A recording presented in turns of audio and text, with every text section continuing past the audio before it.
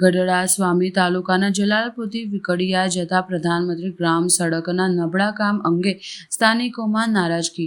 જલાલપુરથી વિકડિયા જતા ₹7 કરોડના ખર્ચે બનતા પ્રધાનમંત્રી ગ્રામ સડક યોજના કામમાં મોનિટરિંગ કોનું? જનપ્રતિનિધિએ સારા કામ અંગે કરેલ તાકીદ છતાંય સફાઈ વગર માટી ઉપર ડામર પાથરી દેવામાં આવ્યો। મુખ્યમંત્રી અહીં માર્ગ મકાન વિભાગ સુધી રજૂઆત।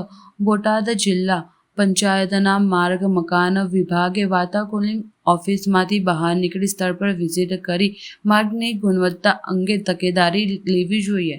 ભાગતા જતા ગામડામાં પ્રાણ પૂરતી ગુજરાત સરકાર ખૂબ મોટું બજેટ ગામડાની પ્રાથમિક સુવિધા માટે ફાળવે છે, પણ બોટાદ જિલ્લા પંચાયત માર્ગ મકાનનું તંત્ર આ ખાડા કાન કેમ કરે છે? માર્ગ બનતા પહેલા ડાયવિઝન સાઇટ બોર્ડ ક્યાં? 7 કરોડના ખર્ચે જલાલપુરથી વિકડિયા સુધી જતા પ્રધાનમંત્રી ગ્રામ સડક યોજનામાં માર્ગ વચ્ચે વીજપોલ માર્ગ બનાવ્યા પહેલા દૂર કેમ ન કરાવ્યો?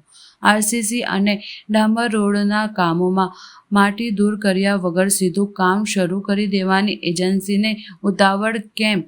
આરસીસી કામોને પાણી પીવાનું સદંતર બંધ કેમ? ₹7 કરોડનું કામ 7 વર્ષ ટકશે ખરું? આવા અનેક સવાલો જલાલપુર ફારૂક મહેતર દ્વારા કરવામાં આવ્યા હતા। સંબંધકર્તા તંત્રમાં લેખિત ફરિયાદ બાદ પણ તંત્ર દરકાર કેમ નથી લેતું? વિકડિયા રોડ જે 7 કરોડના ખર્ચે જે બનાવેલ રોડ છે તે અમારે શંભુના ટુંડિયાએ જલાલપુર આવીને સ્કૂલની અંદર આવીને અમને એવી બાંહેધરી આપેલી કે ભાઈ આ રોડ હું તમને ગ્રાન્ટ પાસ કરી દઉં છું, છતાં તમારા માથે ઊભો રહીને રોડ સારો બનાવવાનો છે, તમારે ધ્યાન રાખવાનું છે, છતાં જે કામ થાય છે અને કામમાં સારું કામ નથી થતું, રોડમાં સાફ સફાઈ નથી, તેમજ રો મટીરિયલ ડામરમાં ટકાવારી ગુણવત્તા ઓછી છે। તે માટે અધિકારીઓને પણ લેટર લખેલા, ત્યાંથી લેટર પણ આવ્યા, પણ છતાં જે કામ નબળું છે।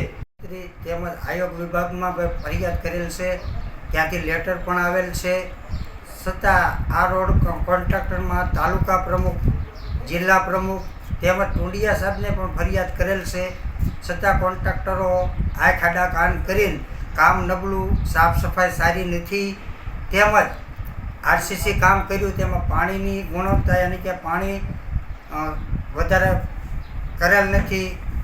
તે માટે પત્ર પણ લખેલો છે, તેનો જવાબ પણ આવેલો છે, અને અત્યારે ડામરનું કામ ચાલુ છે, એમાં ડામરની ગુણવત્તા ઓછી દેખાય છે, છતાં તંત્રને તપાસ કરી અને કમ્પ્લેટ રિપોર્ટ કરાવી